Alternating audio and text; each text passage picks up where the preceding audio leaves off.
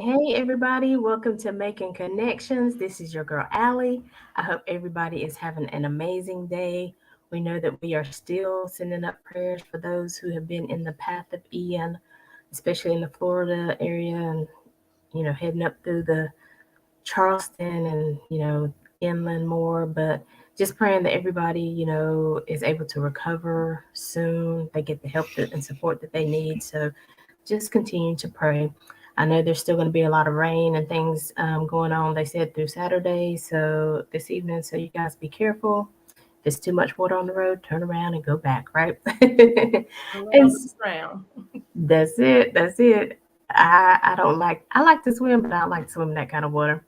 Because did you see in Florida that people, they couldn't tell if it was a shark or alligator swimming in front of their yard? Oh my gosh. I That was did so. not see that, but You I didn't wouldn't see go in that water. exactly. So, you guys, welcome, welcome, welcome. You guys know we're here every Saturday at 12 noon and every Monday at 2 p.m. And today we're going to go ahead and jump into this interview. We have an amazing Stephanie, and I should Hasselrig. Did I say That's so really good. You nailed it on the first try. I'm so impressed. it right? My Thank you. husband and his family and ancestors would be delighted. Yay! Well, welcome, welcome, welcome. And because this is your first time being with the family, I just want to give you opportunity to introduce yourself, and then we're going to jump into all the amazing things you have going on. All right. Thank you so much for having me today, Aly, with Making Connections with Aly. I'm new to the family, as you stated. I am Stephanie Gathings Hasselrig. So it's a good thing I didn't throw in another odd to Right. throw you off. But I am from Rock Hill. I am married to Michael Hasselrig, and we have 7 children. And I've lived in Rock Hill all of my adult life and most of my life. We moved back to Rock Hill from New York when I was about 6 months old. So I say I am from here, although technically I wasn't born here, but I'm from here. I'm a good Right. Southern girl. Um, and let's see, what else can I tell you? I'm currently a full-time realtor. I've been doing real estate for about 6 years now. Prior to that, I spent most of my professional career in the accounting world, primarily government accounting. So Mhm. I have worked for the Internal Revenue Service. I've worked for the city of Rock Hill in the finance department. And my last finance experience was actually with Rock Hill School Districts as their accounting manager. So I have a long history in finance. I have my degree in accounting from the University of South Carolina, the Darla Moore School of Business. And I guess that's pretty much all the good stuff. But what we're going to be talking about today is the fact that I have thrown my hat in the ring to run for Rock Hill School District's Board of Trustees Yes, yes. So definitely we are going to talk about that. But so how long did you say you've been a realtor? for 6 years now. 6 years. Okay, awesome.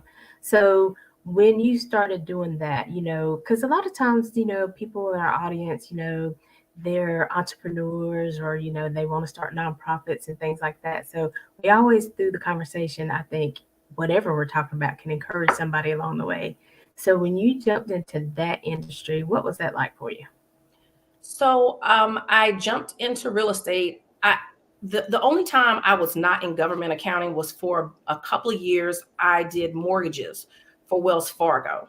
And Mhm. the reason that I got into mortgages because my sister and her husband at the time, they had actually started a real estate brokerage in Greenville, South Carolina, and they were doing amazingly well. But I'd always been in numbers all my life, but I wanted a piece of what they were doing. And Right. so my sister said to me, "You don't want to drive people around in your car." And so, me being the little sister, I believed everything she told me. And I said, "You're right. I don't want to drive people around in my car and look at houses all day." So at the time I was actually with Clinton Junior College as the finance director. And I left that job to do mortgages and ended up at Wells Fargo Home Mortgage. And I thought that was sort of my way into real estate. Mhm. Right. So I did that. It was a little more security in going that route. And then what happened? 2008, the mortgage world crashed. And so I got down on my knees and prayed. I said, Lord, if you will give me another job in accounting, in finance, I will take this little degree that you gave me, because he gave it to me. Right. I studied a little bit, but the Lord provided the rest of it. I thought, I'll take this degree and I will go back to finance. So the opportunity opened up with Rock Hill School District. So I left the world of mortgages and went to work for Rock Hill School District. The market started turning around. And I honestly always loved doing the mortgages. I loved helping people. And that was something that it helped me discover that, oh my gosh, I feel a part of their journey in helping them Yeah. with affording that American dream of home ownership. Mhm. So I always wanted to go back to it. But at that point, I felt like, God, my sister was making so much more money than me on the real estate side than on the mortgage side. So I decided to go back and get my real estate license. And I did do that. And I started out doing it part time and just absolutely loved it. It was a good time to be in the market at that point. And I just really enjoy helping people, um, using real estate as a vehicle to build wealth and to find their way out of being a renter and becoming an owner, you know? So Mhm. that part really appealed to me. And I was, I in a short time became very successful at it, and had the opportunity to be able to do it full time. And so I just jumped in, talked to my husband about it, prayed about it, because I also like the security of a guaranteed paycheck. Right. Right. You don't have that guarantee unless you're out there working. So, Right. um, but I have not regretted it. God has provided. It's been a wonderful experience, and I feel so happy about the people that I have been able to serve and help with their real estate needs. Awesome. I love that. I definitely want to make sure we talked about that because I feel like anybody who's in like a service industry, I mean, because I could tell even what uh, James, I call him JT, but when he's talking about you, he can tell it's not just for the money. It might have been the money that you were like, well, I can make more money, but you're in a service business. You're in the industry to help people, like you said, fulfill their goals and dreams. And that's why I love having people like you on the show because it just aligns with what we try to do here because we want to encourage people to go after it. Like you said, the market dropped for a moment. You had to find something else to do, but you came back. You didn't give up on anything. You didn't just say, "Well, I can't do this," but you're like, "Okay, well, we got to tweak things along the way because even the best laid plans don't go exactly like we want." So That's right. sometimes we have to, shift. But in shifting doesn't mean it's not successful. It just means we're shifting so we can continue to be successful, right? Right. And it's a faith walk. It really is. And I wouldn't take anything from my journey. The jobs, the positions that I've held, even though I really love what I do now and I believe it is my purpose, and I honestly love it more than any other job I've had before.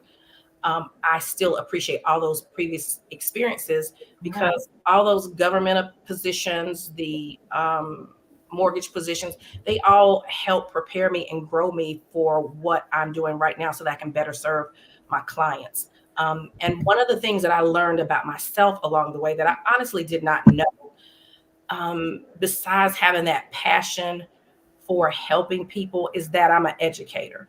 And one of my good friends, Latasha Brown, told me that, um, Latasha, I'm not Latasha Brown Booth. She was Latasha Boozer when we were growing up. So I have to get back to her name now. She's Latasha Byard or Beard. But anyway, she is a fantastic friend, and we've been together since, just like JT and I, since Sunday school at New Mount Olivet AME Zion Church. So shout out to them. Yeah. But I'm older than the two of them, but I've learned from both of them. And she said to me one day, "You are such an educator." And I said, "Oh my gosh, no, I'm not. I could never be in anyone's classroom. I don't think I have the patience for that." And she has said it to me so many times over the years. And I finally came to understand why she had that view of me. And someone else said the same thing to me and they agreed. And I thought, wow, they must be onto something. So I just thought I had a servant's heart. But she pointed out to me that whenever I have sent someone to you or I've come to you, you don't just say, go do this or give me the answer. You tell me why. You always Mhm. talk to me about why. When I'm doing mortgages, I explain the product and why I felt like this product was the best fit for you, because there are multiple options out there. When my husband and I started a foundation when our kids were in high school, to help prepare students, FAFSAs, the financial aid form to Mhm. get tuition and other scholarship money to go to school. We started a foundation to help prepare those FAFSAs. And it was just really out of the love of our heart. And we saw students that didn't have anyone, parents that didn't know how to prepare those FAFSAs. And some people were even paying to have those things prepared. Oh, And we wow. just felt like that's not how it should be. It's to get free financial aid. So why would you have to pay for that service? So we began Right. holding workshops and forums through the schools, through Northwestern High School, Rock Hill High School, to just help parents prepare their FAFSAs, and we call them FAFSA nights. Um, and the same thing is true with real estate. I offer, in the past, I've offered first-time homebuyer workshops to educate buyers so that you're not just jumping out there. For example, every free or every 100% financing mortgage is not free. People think that, oh, I get 100% finance and that they don't have to bring anything to the table. And that's just kind of a misrepresentation. So Right. I have, going to thank Latasha. I do have an educator's heart as well as a servant's heart, just to be out to help people. Awesome. And so, I mean, that is beautiful because people need a lot of help. And a lot of times people don't know, like you said, where to go. And I agree with you. I have known people who paid to have these forms done because they were just like kind of confused, didn't know what to do, didn't want to make a mistake on them and then miss out on funding. So, The forms are so intimidating. mm-hmm. And so, and then there's even, children who, didn't get raised in a what we call a normal parent to child ratio. Maybe they were in foster care or something like that. And so they were very intimidated by what to do with those forms and things like that. So people always need a leg up. And so I appreciate you, being who you are. I appreciate you noticing that there was a need and stepping in to fulfill that need, which is why I probably believe you are running for the Rock Hill School Board District Board of Trustees, right? That's correct. That So is let's correct. talk about that. So again, I feel there's a need. I've been sitting on the sidelines watching what's going on in our school system, and I just felt like it's time for a change. I feel like my primary concerns, and I'm gonna put on my readers because I made notes, You're good. but so that I don't miss anything. But one of the big factors that was concerning to me, among many, and there are many, Mm, would be that Rock Hill School District has sort of slipped in the ranks. We, in a number of areas, we used to be the largest school district of the four York County school districts, and those four school districts are York, um, Fort Mill, Clover, and Rock Hill. And we used to be the largest in terms of enrollment. Now we are no longer the largest. Fort Mill has exceeded our enrollment. We're somewhere around 16,300 students, I believe, at this point. And in addition to enrollment decreasing, we're also dropping on the rankings chart, so to speak, in terms of where we rank as compared to other school districts academically and overall. Fort mm, Mill is ranked number one, and not only in York County, but in all of the state. And for me as a realtor, that is constantly being pointed out to me by people who are moving to the Carolinas from other yeah. parts of the country. Because most people who are moving have families, they have children, so they want to be in what they perceive to be a good school district. Whether the rankings are fair, accurate, or not, Fort Mill is ranked number one. So everybody that wants to come to the Carolinas, they want to cross the border in South Carolina because the taxes are lower and they may be working in Charlotte. However, they want to be in Fort Mill because their school district is ranked number one. So I'm constantly having this conversation with newcomers to our area. So I feel like Rock Hill School District is going in the wrong direction in so many ways. And that was what really attracted me to say, hey, I want to get in there and help make a difference. And in addition to us decreasing in enrollment, our budget is increasing. So there, but budgets increase, and that's not all terrible. But you have to ask yourself, why is our student population decreasing when Rock Hill, the city of Rock Hill's population is increasing? And yet we have fewer students, but we need more money to take care of those students. So currently this year, according to the budget on Rock Hill School District's website, they added a couple new positions. I think they added 3 new positions at the district offices, either 2 or 3. They also added more teachers, more support staff. And I think all of us are probably okay with adding more teachers, because if we have fewer students but more teachers, well, that just improves our teacher to student ratio, which is a good thing because teachers can give more time to each child.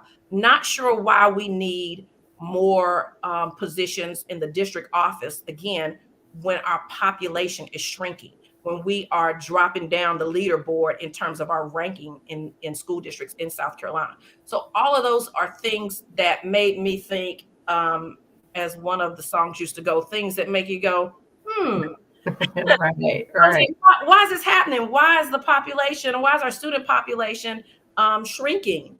And Yeah. one of the things that occurred to me is that the difference between when I was in school and now is that parents have choices.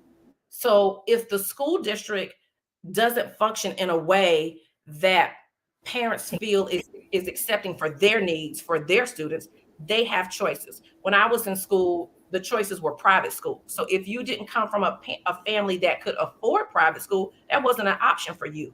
But Mhm. now there are the charter schools, and there's homeschooling. People may have homeschooled in the past, but it was such a small number of people. Now homeschooling is a huge movement.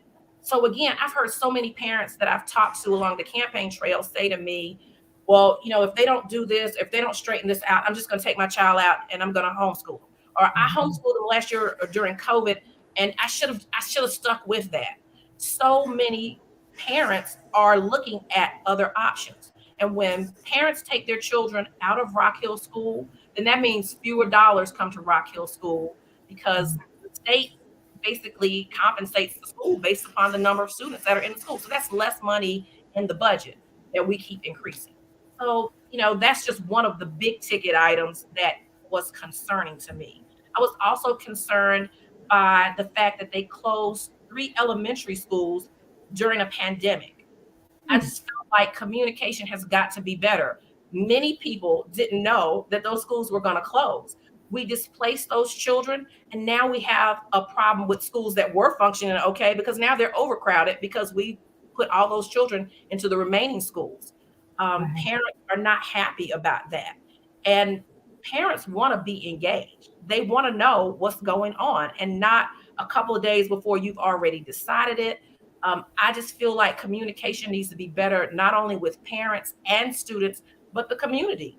The community needs to be involved that the decisions the school board is making. The community needs to be a part of those, because if we had better relationships between government agencies, the county council, the city council, the school board, and other partners and stakeholders in the community, it would make such a dramatic difference in our education, which then drives our economy. So all of those Wow. are just some of the many reasons. I mean, I could really go on, but I don't. I'm gonna let you have that and ask me a few questions. No, but I mean, even like you said, the closing down of 3 schools, that is major. I mean, the children are adjusting, the teachers are having to adjust, like you said, and then the parents, you know, you could have been able to drop your kid off down the street, but now you have to go 20 minutes out of your way. And sometimes people think, well, that's just 20 minutes, but depending on the time of day and things like that, and what time you have to be at work, 20 minutes is 20 minutes. But like you said, if the communication had been there, then the parents can start, preparing, or at least, get some understanding. Why are we closing these 3 schools? Right, and Before we if close them, I think if yeah. parents had been given the opportunity to at least hear in advance why this is even a consideration, then maybe you could have gotten a little more buy-in. I personally feel like you weren't going to get buy-in on this period during a pandemic. We had so many other problems to be concerned about because it was a Right. pandemic. I just believe that this decision could have been made a little further down the road. Not to Right. say that it was totally a bad thing. Maybe we should have considered phasing it in a school a year or something like that. But to Right. make such a dramatic decision and displace so many students during a pandemic, and then the very next year turn around and move those students again because we're overcrowding, is really just insensitive to the needs of those students. They have had to, some students have had to adjust. Now they've been to, possibly three schools, or I guess one, two, This three is- schools in 3 years. And that's just unreasonable. Their school got closed down one year, and the next year they were at another school, and the next year they may have been at another school.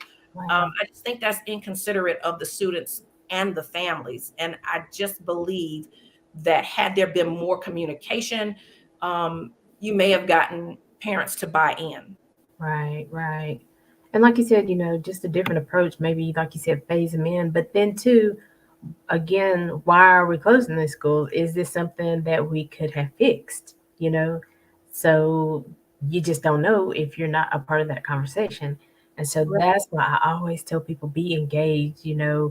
I know there's a lot of things going on in the world, but be engaged in the things where you need to be concerning your family, your health, your education, things like that, because people will, I mean, even going to the doctor, okay, he's been to school, he'll give you a prognosis or diagnosis, but you know your body, so you have to be engaged in the conversations with the doctor. So definitely, this is a community thing because our children go to these communities, our grandparents went to these schools, so it's definitely a community thing, and so it should always be community engagement. And so, Right. And then, another thing that was disturbing to me at one of the school board meetings, I heard it said, well, this was the decision of the previous superintendent, which maybe it was his recommendation, but it certainly wasn't his decision. The board had to vote on it. And now poor Dr. mhm, Smalley has come into this situation with all this chaos, and it's been laid at his feet, along with a host of other things, school safety and everything else, that he gets to try to unravel and solve the problem. And I hope that he will engage the community more. right. And I like one of your hashtags. It says, correct me if I'm wrong, but accountability in education, right? Absolutely. Accountability in education is so important. I mean, we vote and put these leaders in position, and they should be held accountable. As I said, the board voted to close those three schools, and now the problem has to be fixed. Right. The board has voted to, add on these positions, and we are, as I said, academic achievement is not where we would like for it to be. So at some point, the board has to be held accountable for the choices they've made. And I think we can Mhm. hold them accountable on November 8th at the poll. If you agree with the decisions that they are making, then absolutely go vote to return all those people. But if you don't and you have any concerns, one, you should be reaching out to them. Two, you should be reaching out to your superintendent. And three, and most importantly, you should be voting your convictions on November 8th. I'm Yes. not telling you that everybody should support me or agree with me, because I think we all have different opinions. But Right. if you don't agree with the decisions that are being made, you certainly have an obligation to hold those people accountable. And I believe the best place to hold them accountable is at the poll. It's at the polls. That is right. Voting is on November 8th. And that's the thing about it. That's why, I engage in these conversations because maybe somebody's heard your name and they're just like, okay, well, she's running for a board of trustees, but I don't know who she is. I don't know what she's about. So I think these conversations are good to have so people know who Stephanie is. They understand Stephanie's heart. They understand that Stephanie is not just wanting to be seen because I mean you already have great things going on. You're a successful realtor. You have, it's not to be seen, but it's to be helpful. It's because you have an eye that maybe some people don't have because of the positions you've held in the past. and all the positions you've held in the past absolutely make you, um, not the word worthy, but help me with the word. Girl, I am 55. I won't, the word won't come to me as quickly as it will You're you. right. But you're worthy to step in the office because the things you know, and because, like I said, the things you see and the things you know where there's help needed, you can I do believe that. I'm You can qualified. With qualify. That's the word I'm looking there for. you go. Ah, look at She is qualified to sit at this table to represent the families in Rock Hill. that. And Absolutely. that's what we need. We need people who are qualified. We need people who are not afraid to use their voice.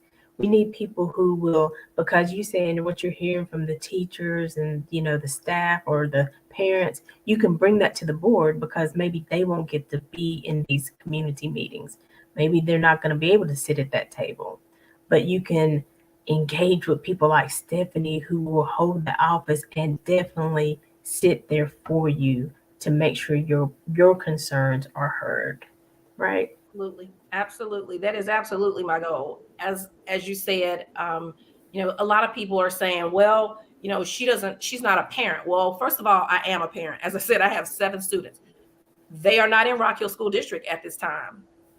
They've all graduated. Hallelujah. I have one more in college, but Yes. I graduated from Rock Hill Schools. I graduated from Northwestern. So I am still connected. I'm down the street from Northwestern. I'm still connected to the schools. No, I don't have a child in the schools at this time, but I have family members with children in the school. Right. I still support the schools. I still attend events at the schools. So no, maybe I don't have a parent, I don't have a child right now in the schools. I'm still very engaged and connected to the schools. And I would submit to you, there's a parent on the board right now, and we are still in this situation.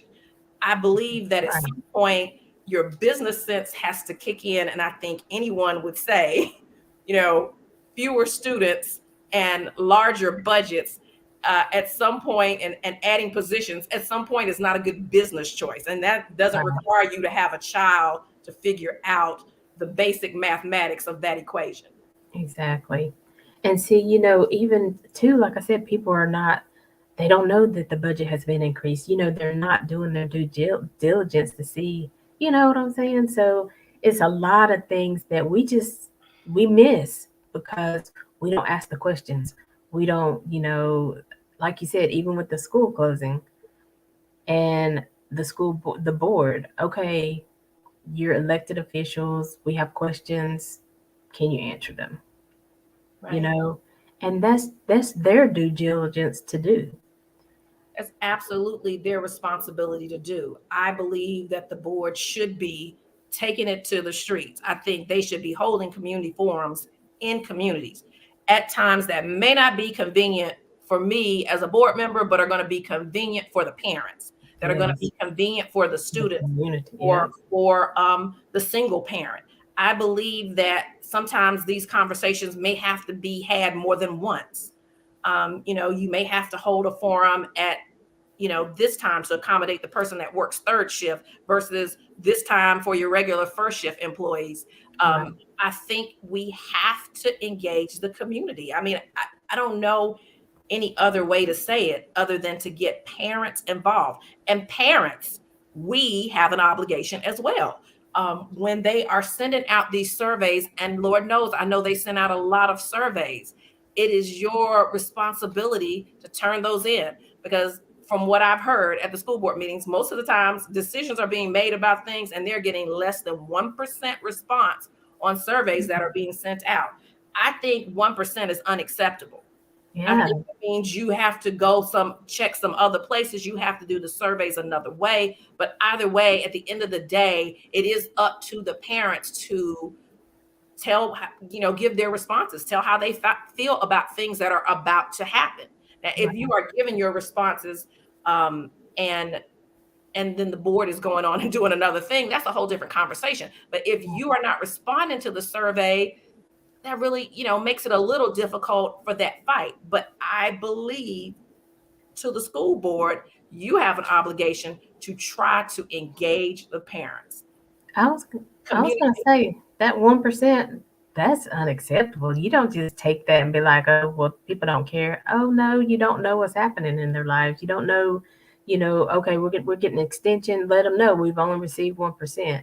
So we're extending this due date for this form to be returned, this questionnaire. Like you said, um, give them to the bus drivers, go to where the parents are, go to the grocery store, put it on. I mean, you We've have got to to do think something. outside You the have to box. find a way. Right. We've Say got that. to do something different. We have got to think outside the box. I Yeah. remember when I had children at Dutchman Creek Elementary School, and Dr. Norris Williams was there. And I remember getting something from him at least 4 different ways. The same message, but I mean, it was voicemail, text message, email. And I feel like it was one other way, but I remember calling him and saying, hey, I heard you.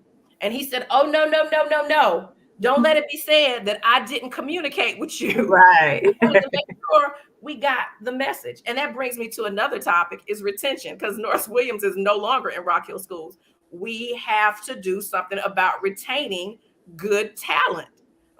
What are we Mm, doing about that? Teachers are in overcrowded classrooms. They're scared. There are districts that are paying better than Rock Hill school districts. There are districts that have better teacher to student ratios. My gosh, there are other careers that compensate them better and cause them less problems.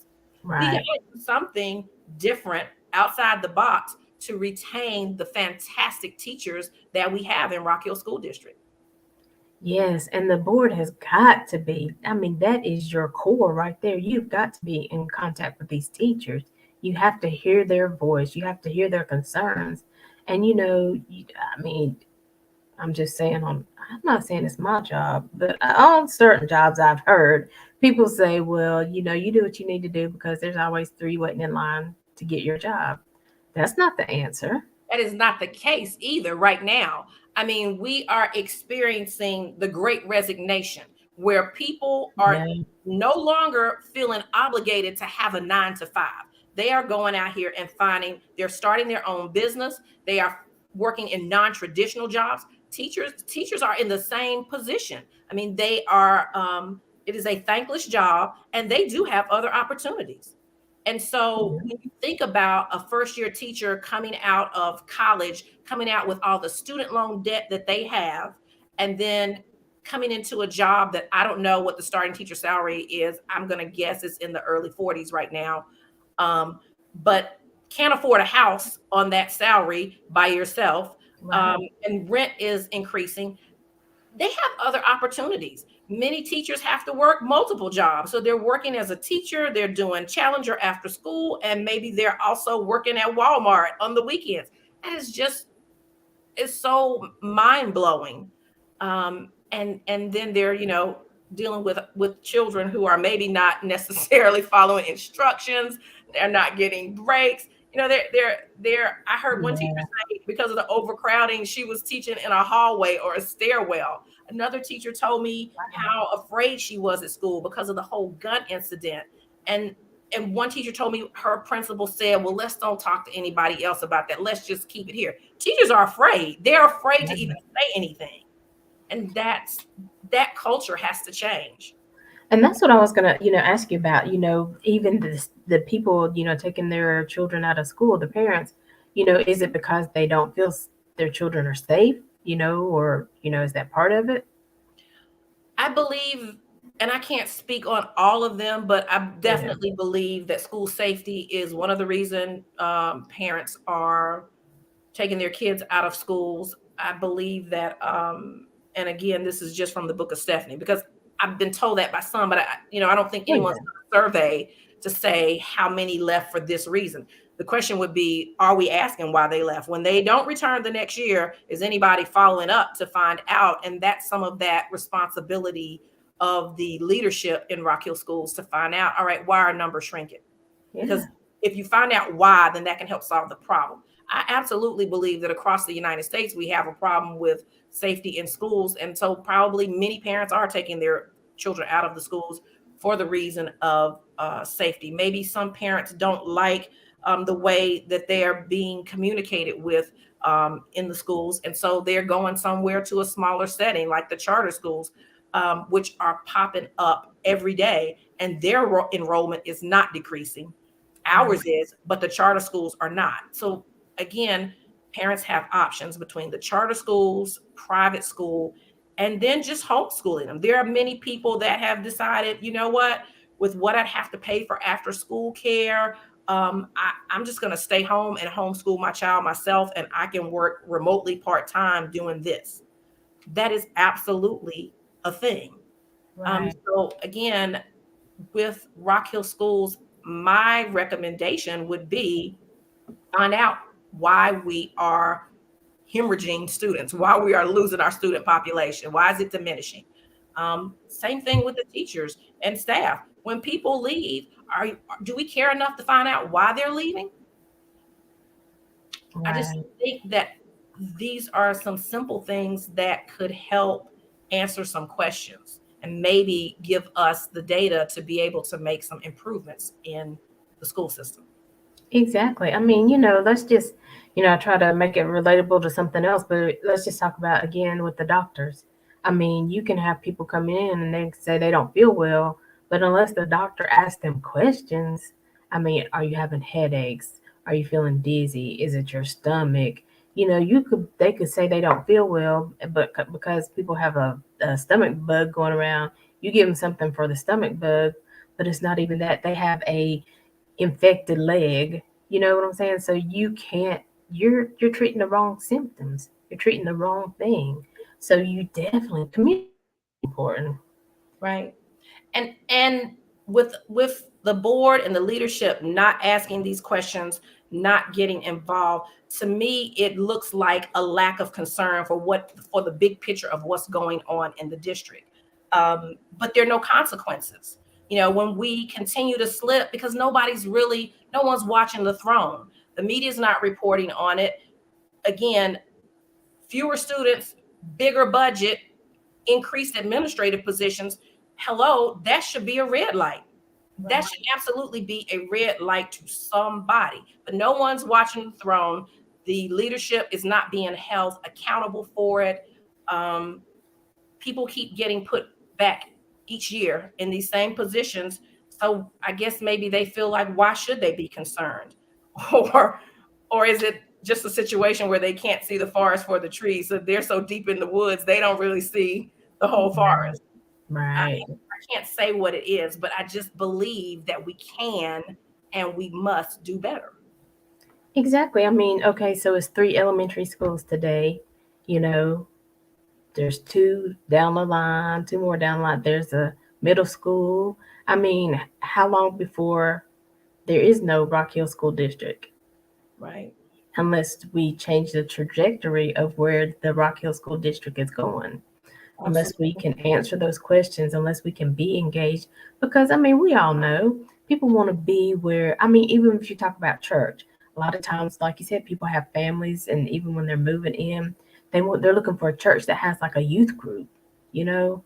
So listen, taking care of our children, taking care of our babies, that is so important. And like you said, I mean, I don't even have any biological children, but I've helped parents with so many, and I've been concerned about what happens while they're at school. Are they getting a good lunch, a balanced lunch? Is the teacher paying attention to them? What kind of homework assignments are they getting? Is it above their head? And if this child is not doing well, do we just say because they are unable to do better, they are unable to do the work? But if they're unable to do the work, we always figure out why. We figure out what we can do. We give them a tutor. There's along the lines when I was growing up, there's things we did before we just said, you know, they just can't do the work. Right. No, everybody's capable, but we got to figure out how to make it, um, fit for their mindset or what they're. You don't know what's going on at home. All kinds of stuff going on right now, right? So Absolutely. you just have to be. That's where the community partnership comes in as well. I mean, the after school programs, other community organizations, they can be a part in helping that child that may be struggling in school. And so a partnership between the schools and some of these community organizations, might be helpful in helping bridge that gap. Okay. But again, if we're not sitting down and involving everybody in the community, we may not be able to come up with all of those out of the box solutions. If we have the same people at the table year after year thinking and saying the same things, you can't expect a different result when you're doing the same thing. Bring some Right. new people to the table and let's get their input, give them a chance, see what they can come up with. And that's what I was going to ask you. So, like, if they decide to vote for Stephanie Hasselrig on November the 8th, what are your top, maybe top three objectives, or what do you plan to just hit the ground running with? I would say the biggest thing is to figure out why we're losing students. That's Mm. got to be number one. And next, we have got to improve academic achievement. We have got to engage the community, parents, students, stakeholders, to make them feel a part and everyone to feel safe and comfortable in the environment in which they're learning. Those are Yes. just those are just a few of the major things that I feel like are so important. Community engagement is absolutely a number one in my book. Getting out there and holding community forums and talking to people outside of the walls of the district office or the school building, I just believe is mandatory. If we want to try some new things, think outside the box and do something different to engage our school system, move our students up the chart academically so that we are not ranked in the bottom, but we are ranked in the top. We should at least be in the top 10%. I don't understand how school districts who have less money than us and maybe even fewer students than us are doing so much better than us. We have got to address the whole school safety thing because parents and students and teachers are Yeah. afraid. That does not make for a good learning environment. A Mhm. community conversation was held in which the community was not allowed to speak. I don't even know how we call that a community conversation. They took questions in advance online, and they also took questions online, and they asked through a moderator, asked the questions that they chose to ask. I don't see that as community engagement. The times that people are allowed to speak at the school board meeting, which parents need to do a better job in participating and attending the school board meetings. But the times that parents are allowed to speak, there are very strict and rigid rules for when you may speak at a school board meeting, and you have 3 minutes, and it has to be something that's on the agenda. Those are the kind of things that keep Yeah. parents from being engaged. And I get it. The school board meetings are long and they have business that they need to handle. That's fine. Have community conversations outside of the school board meeting and get some feedback and allow parents to feel a part of the process. Exactly. And I was just going to say, um, again, I'm not talking about my job, but I've heard that you have those surveys, and we people that I heard talk about it get tired of filling them out because they feel like they haven't been heard. Okay, well, I said this. We've addressed this issue. I know my neighbor down the street addressed it, and nothing has happened about it. So again, like you're saying, okay, that might be why that 1% is coming in now, because did we address the things that have already been on the table? And Right. so, evidently, like you said, there's a lack. And so, but now I think when they see new people on the board and they see new faces, they hear new voices, they might come back and be like, okay, well, this is a new person. Maybe I'll go back and tell, what my fears are, what my, even my goals, because, I want the school to succeed. And this is what is happening in my community and in my circle, single moms or single dads or what have you. And I'll say it again. I'll bring it to the table again. Maybe this time things will change. So Right. I definitely, like you said, think it's so important to bring fresh faces and voices to the table. People who represent the masses. Um, who don't just represent a certain part of society, but we have somebody who's representing every household, every different community, every different level. So I pray that people really take the time to think about who they're going to vote for. They ask the questions of the nominees, the candidates that are running. Hey, who are you? What are you planning to do for the school? And so that's why I thought this conversation was definitely important to have, because we wanted people to know who Stephanie is and why you want to run, and the difference you can see that your hands to the plow will make for the students and for the county. Absolutely. Absolutely. And if people want to get involved, Sunday at Emmett Scott, um, from 4 to 6, there will be a forum for all candidates running for all political offices in York County. So, would love for folks to come out to that, as well as they can go to my website, which you've got on the screen, stephanieforstudents.com. Um, you can also email me, stephanieforstudents@gmail.com, and reach out to me on Facebook.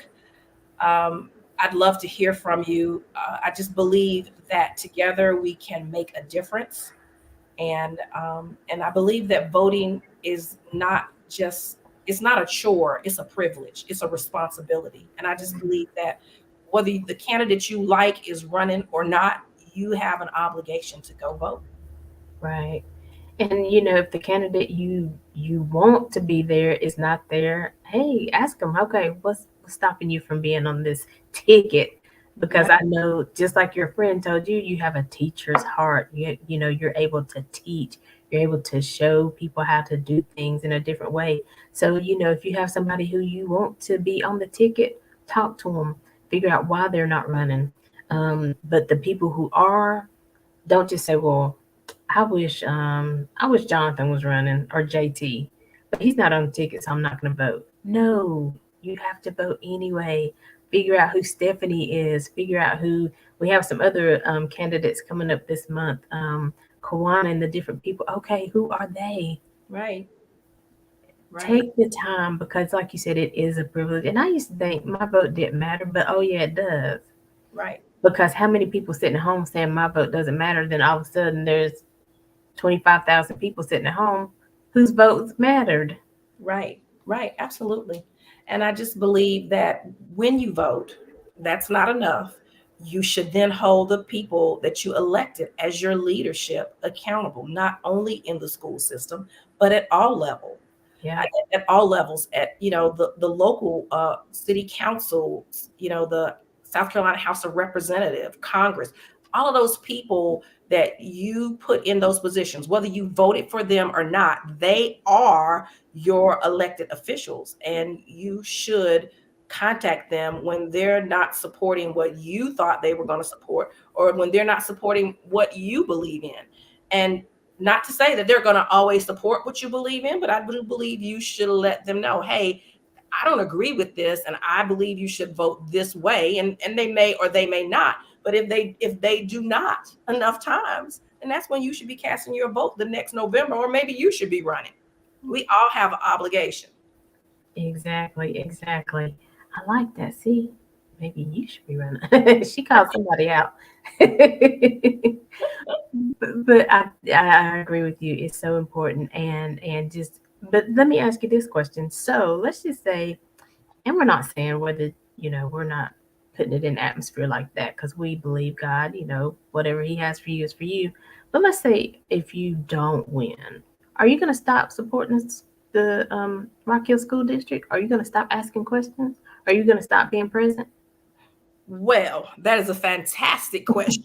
And I don't have a crystal ball. Depends on how I feel after this election. Because right now they are beating me down. I absolutely had no idea what it was involved in running for a political office. But no, I have after the election is over, I'm going on a vacation. I can tell you that. So for a week or so, you may not be able to reach me.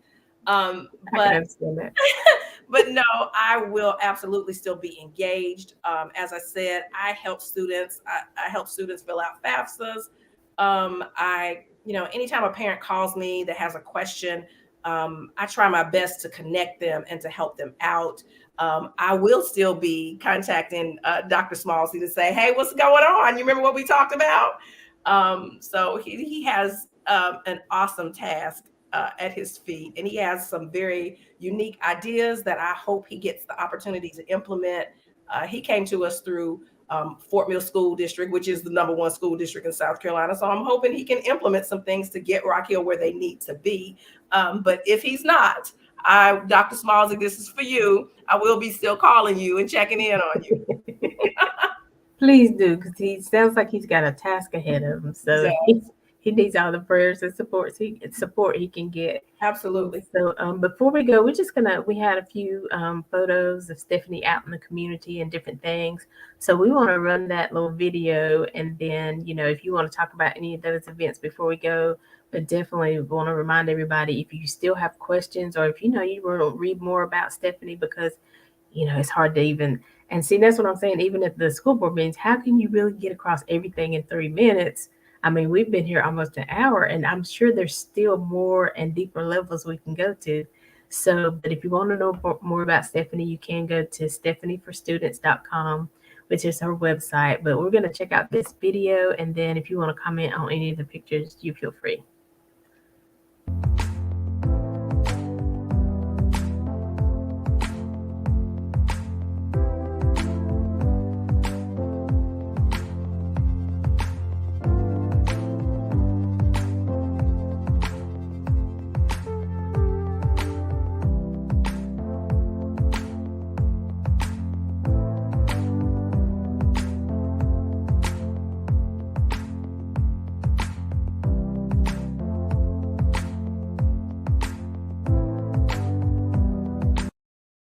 And also information about my platform. But that went really quickly. So that was like I said, a few pictures of Stephanie in the community, and so and the voting does take place on November 8th. Early voting starts October 24th. Also, I want to mention. Yeah, early. Listen, that's when I like to get out there. So I you know don't have to you're worry about standing in those lines. So right. you have a few days where where you can get off early, or maybe you can work it out. So I have October a 93-year-old mother that I'm the caregiver for. She's a retired educator, actually, from Rock Hill Schools. Yes. And I love early voting because it makes it so much easier to get her and my aunt out to vote. So I would be remiss if I didn't mention the people that made it possible for me to be here. My mother, Betty Gathings, and my father, who's no longer with us, John Gathings. He was an administrator for Parks, Recreation, and Tourism. But my mom is still kicking and giving me a hard time. Is the reason that I have an education because it started first at home with her. Right. And education really is important. I know we've been talking about, what's going on, but education, um, it makes you even feel more confident in where you are, in business, being a mother, whatever. When you're educated, you know that you have options. When you educated, when you have the information, you know if what people are telling you is right or wrong, because you're like, well, I kind of know a little bit about that, so I think we're in error here. And it's the same thing I say about the Word of God. If Absolutely. you're reading the Word of God, you can stand before people who are ministering, call themselves preachers, apostle, or what have you. But if they say something that is a little bit skewed, you're like, okay, I'm gonna let him have it. But my revelation on that, or what God told me about that, you know what I'm saying? You know what I'm trying to get to? Right, absolutely. With that education, you can go research for yourself. You don't have to take my Yeah. word. You don't have to take the preacher's word. No offense to my preacher friends. But you should go do your own research. You can go know for yourself, because the information is out there right now. We have so much that's accessible to us. There was a time that it wasn't. And so you can go find out for yourself. Don't take it from me. Go read so that you know for yourself. And I want to throw that out. There was a time when things were not accessible to us. But now we have options. And even like you're saying with the parents and how they want to educate their their students, they want to make sure that they're being raised as solid people, that they are not being, outcast. They're not being bullied. And I know that the teachers and the school board, they have a lot on them. But if you're called to this position, I believe God will give you the provision that you need Mm-hmm. to do the best that you can. You're not going to be able to, appease everyone, their little perks, but you're going to make sure that you're doing the best for those students to give them the ability to be able to make wise decisions, to feel confident, like you said, to do the research for themselves, to be confident when they show up to speak. So it's really a lot. It's a blessing to be a part of this process. Absolutely, absolutely. And I'm grateful that God has provided for me all these years, and that He brought me to this place, to this calling. Don't know whether I will win or lose, but I am confident that I will continue to do His will, whether it is in the position as a board member or whether it is just from my home and in my community. I will continue to do what I believe God has for me to do. Absolutely. And so just want to make sure you're running for Rock Hill School Board District, Board of Trustees, and Seat two. There seat are three seats that are up for election. One is at large, which means everybody can vote in that for that position. And then the other two seats, you have to live within that district, or within that territory for that seat to be able to vote for it. You can go to scvotes.org and get a sample ballot, which will show you whether you're in my district or not. You can go to Rock Hill School Board's page and get a map of the district, which is a fairly difficult map to read. Um, so the easiest way is to go to SC Votes. But I tell people, you know what? Just go in the polls. And if you see Stephanie on there, that one off. Every place you see Stephanie, give it a check mark. Yes, It's yes, just hard to absolutely. say whether I will be on your ballot or not. Right. Well, I wish you the best of luck. I know that, I feel like you can definitely handle the position. You are definitely qualified to sit at that table. You're definitely qualified to speak for so many. And I love the hashtag Stephanie for Students because I mean, really, even with church, I know I keep going back to that, but typically people grow their church when they have a strong youth group, because a lot of times the youth bring the people in, mom, dad, and they go home and they're excited because I've seen it from Vacation Bible School. The kids go home excited. They were just coming to Vacation Bible School. They might not go to church or go somewhere else, but they're like, my kids were just so excited about what was going on here. I had to come check it out. Absolutely. So Well, that's what we that's what the school system is all about, the students. And yeah. I want to, before we go, I absolutely want to take the opportunity to thank you for allowing me to have this conversation with you, to let me sit at the table on Making Connections with Aly. And I want to thank JT for introducing us. Um, James Thompson, for those of you who don't know who we're referring to, thank Yeah. him for all the hard work he has done in helping me prepare for this. Yes, yes, JT. Y'all know JT. He is with us every fourth Monday. He is our fourth Monday expert who gives us that inspiration and motivation to end the month well, but even slide into the next one, excited about, trying again, having another opportunity. So y'all know he's with us every fourth Monday. And if you haven't been able to experience, having him on the show, make sure you mark your calendar so you can catch him next fourth Monday.